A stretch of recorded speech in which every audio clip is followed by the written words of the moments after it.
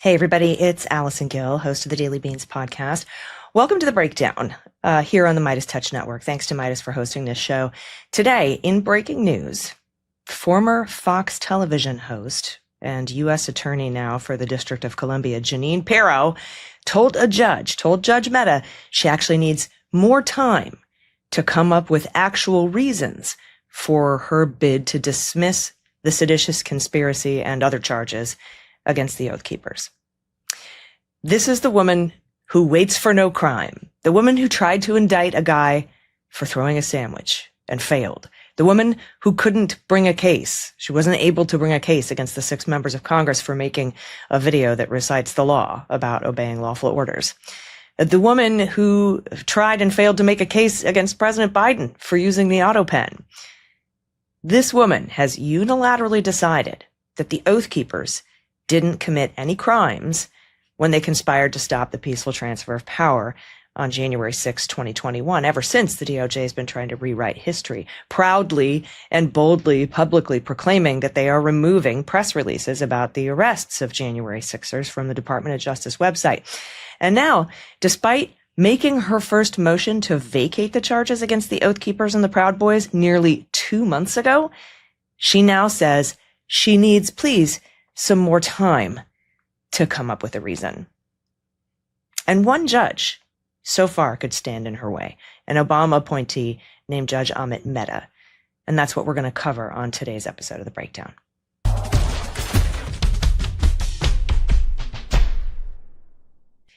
Hey, everybody, welcome. All right, so back on January 9th, 2021, about 3 days after the attack on the Capitol, I quote tweeted someone who apparently is no longer on Twitter saying the following: new video, look at this group, hands on shoulders, making their way up the Capitol steps. The woman in the pink hoodie has footage of all of their faces. This is an organized militia, potentially Blackwater or former military. And here's a still shot of the video that I had posted where you can see these guys with their hands on the shoulders of the person in front of them in a formation that I was describing in that tweet from January 9th. Now, a week later, on January 15th, the Associated Press picked up the story. And they wrote this: the formation known as Ranger File is standard operating procedure for a combat team that is stacking up to breach a building, instantly recognizable to any U.S. soldier or Marine who served in Iraq and Afghanistan. It was a chilling sign that many of the vanguard of the mob that stormed the seat of American democracy either had military training or were trained by those who did. Now, the Associated Press goes on to say, a close examination of the group marching up the steps to help breach the Capitol shows they wore military-style patches that read militia and Oath Keeper. Others were wearing patches and insignias representing far-right militant groups, including the Proud Boys, the Three Percenters, and various self-styled state militias. The Oath Keepers, which claims to count thousands of current and former law enforcement officials and military veterans as members, have become fixtures at protests and counter-protests across the country, often heavily armed with semi-automatic carbines and tactical shotguns. Stuart Rhodes, an Army veteran who founded the Oath Keepers in 2009 as a reaction to the presidency of Barack Obama, had been saying for weeks before the Capitol riot that his group was preparing for a civil war and was armed, prepared to go in if the president calls us up. Now, on January 13th, 2022, about a year later, the Department of Justice filed a 17-count indictment, including seditious conspiracy, against Stuart Rhodes and the other Oath Keepers. But that case almost didn't survive because of Trump allies left over in the Department of Justice. Back in 2019, Bill Barr tried to remove U.S. attorney in the District of Columbia, the U.S. attorney there, the seat now occupied by Jeanine Pirro. He tried to remove the D.C. U.S. attorney named Jessie Liu, likely for her role in prosecuting Roger Stone, or because she refused to prosecute Andy McCabe. For whatever reason, he tried to remove her. And the way that they did this is they tried to offer her a couple of jobs at the DOJ, but she turned them down, different jobs like at Main Justice outside of the U.S. Attorney's Office in D.C. Then what Trump did was he promised Jessie Liu a job at the Treasury Department. And she took it this time. But as she was walking to her new office, Trump yanked the offer, yanked his nomination, effectively firing her. That's how they got her out of that seat. And then Trump and Barr installed a guy named Tim Shea as the DC U.S. attorney. That's the guy who let Mike Flynn and Roger Stone off the hook, causing a bunch of people to resign in protest. Now, Tim Shea could only serve as the U.S. attorney for 120 days. Then he would need the D.C. District Court's consent to stay longer, which wasn't going to happen. So Bill Barr circumvented career prosecutors and, in a pretty stunning move, installed a guy named Mike Sherwin in May of 2020. Now, at the time, this was a big deal. The Washington Post reported it this way.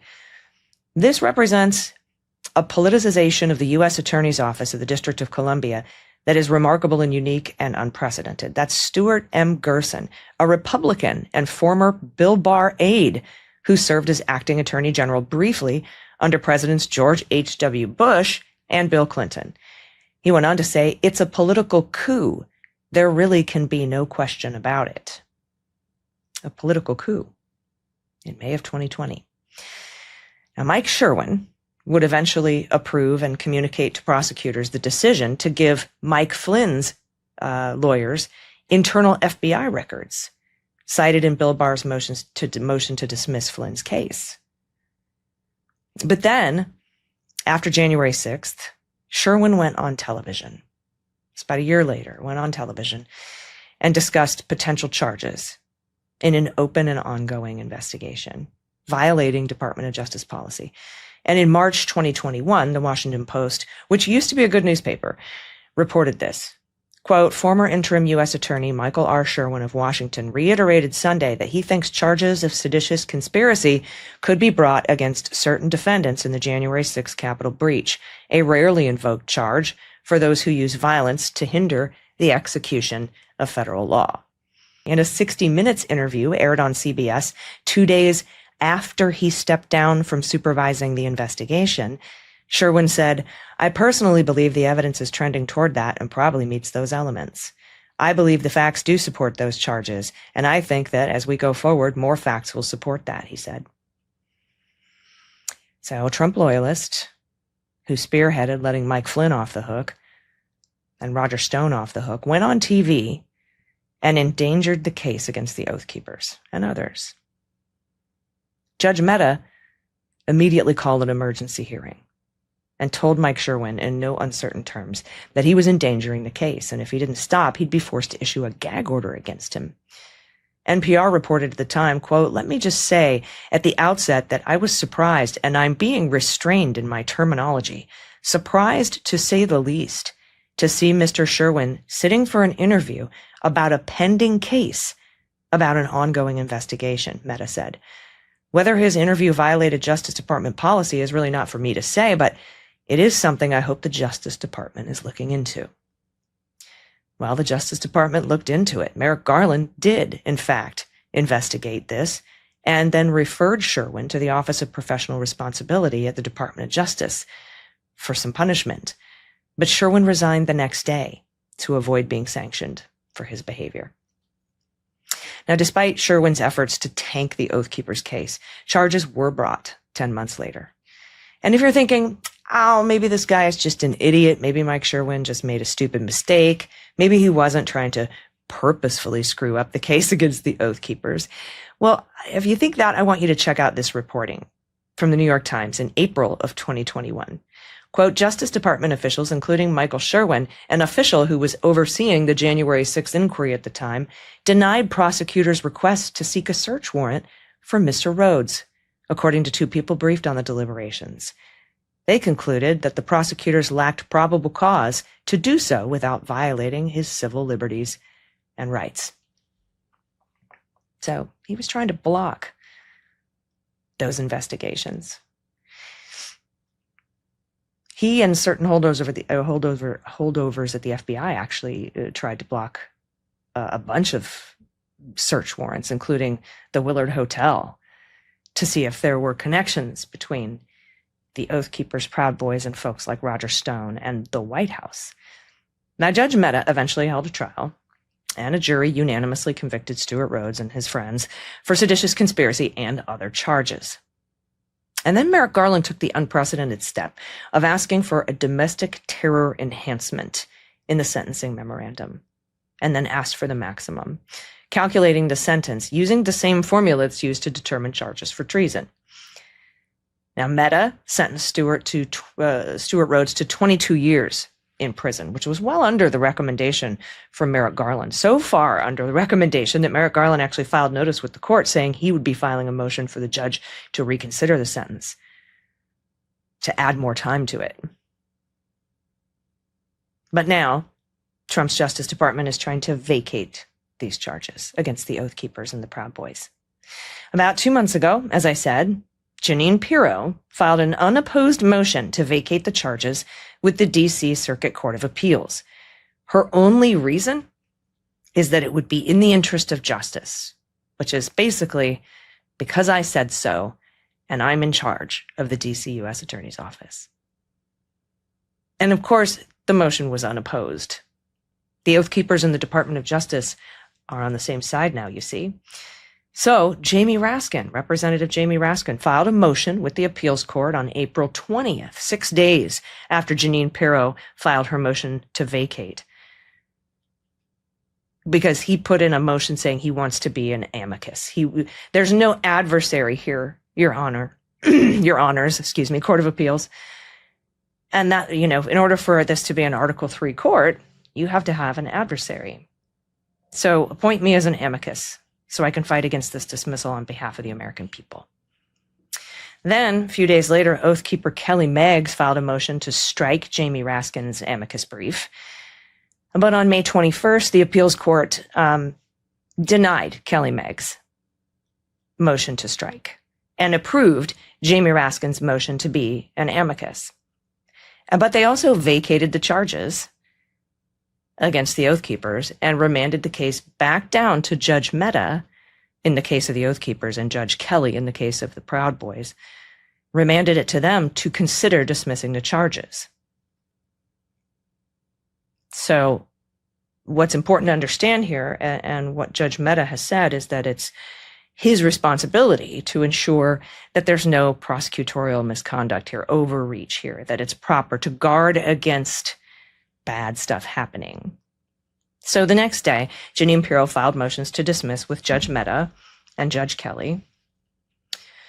And while Judge Kelly has yet to respond to Judge Jeanine, Judge Mehta on May 29th told Jeanine Pirro that her complete lack of explanation for the fact that she gave no reason at all other than in the interest of justice is insufficient. He needs more information from her about why the charges should be dismissed so that he can do his job and guard against prosecutorial overreach. And he gave her until just this past Friday, June 5th, to explain why he should or should dismiss the case against the Oath Keeper. Tell me why. Give me your reasons. In the interest of justice is not enough. You need reasons. So I watched the docket all day on June 5th, and right around midnight, the same day she's supposed to provide her explanation, Jeanine Pirro filed an unopposed motion for more time. Quote, on May 29, 2026, the court ordered the government to provide additional statement of reasons in support of its motion to dismiss. The government requests an additional 2 weeks until June 18, 2026, to provide a more fulsome response to the court's request. Counsel for the government has contacted defense counsel to ascertain their position on this request, and all counsel have indicated they do not oppose. The government respectfully requests an extension of time of 2 weeks until Thursday, June 18th, to comply with the court's order. Respectfully submitted, Jeanine Pirro. Of course, the Oath Keepers don't oppose. You're on the same team. You're on the same seditious team. Now, at least in the Mike Flynn case, when Trump's DOJ back in Trump 1.0 tried to dismiss the Flynn case, at least in the Flynn case, the DOJ pretended to give some kind of a reason. They argued that the lies Mike Flynn told weren't material and therefore didn't rise to the level of criminal activity under Title 18 U.S. Code 1001, I believe. They're not material lies, so you've got to dismiss the case. So they at least tried to have some sort of an excuse other than because I said so. And like Jamie Raskin has been approved to be an amicus in this case with the Oath Keepers, the Flynn case had an amicus too, retired Judge John Gleeson. That's the same guy, by the way, who just filed an amicus brief in the whole Trump v. IRS case where Trump sued himself for $10 billion that resulted in the slush fund and tax immunity for Trump and his kids and his businesses, which has now, by the way, been reopened so the court can examine whether the president colluded with the IRS and Todd Blanche to perpetrate a fraud on the court. But I digress. In the Flynn case, Gleeson recommended against dismissing the charges. But then Trump stepped in and pardoned Flynn, making the case go away. And I know you're like, well, didn't Trump pardon the Oath Keepers? No, he just commuted their sentences. The fact that he didn't pardon them is why the case was still on the docket in the appeals court in D.C. So we'll see if this case faces the same fate and whether Judge Mehta grants Pirro 2 more weeks, I'm sure he will, to come up with an excuse to dismiss this case, even though she asked 2 months ago. So 2 months, I guess, isn't enough time to come up with a legal reason. I'm assuming she needs more time because there is no good legal reason to dismiss these charges. But I'm sure she'll come up with something. We'll see what it is. Maybe that the Supreme Court narrowed the definition of obstructing an official proceeding, 1512c2, but I think they already handled that in this case, and that doesn't cover the seditious conspiracy charges. Or maybe she'll say sedition is really rare, and other people who were charged with sedition didn't do as bad stuff as, I don't know. Stuart Rhodes wasn't as bad. This isn't as bad as like previous seditious conspiracy charges. Or maybe they'll say DOJ violated Stuart Rhodes' First Amendment rights, as Mike Sherwin said back in the day when he tried to tank the case and block a search of Rhodes' house because it violated his First Amendment. Whatever excuse, it's going to be interesting, and I'll be here to cover it. So please check out the Daily Beans if you get a chance. You'll get the news way ahead of time, way ahead of the corporate media at least, and it's free to listen to. It's free to subscribe, never any paywalls.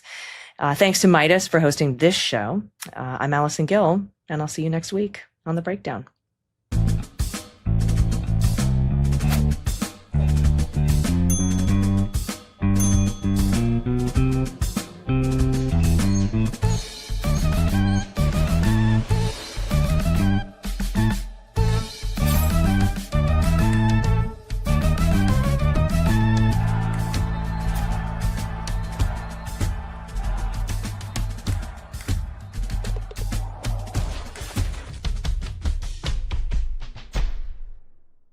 Love this video? Support independent media and unlock exclusive content, ad-free videos, and custom emojis by becoming a paid member of our YouTube channel today.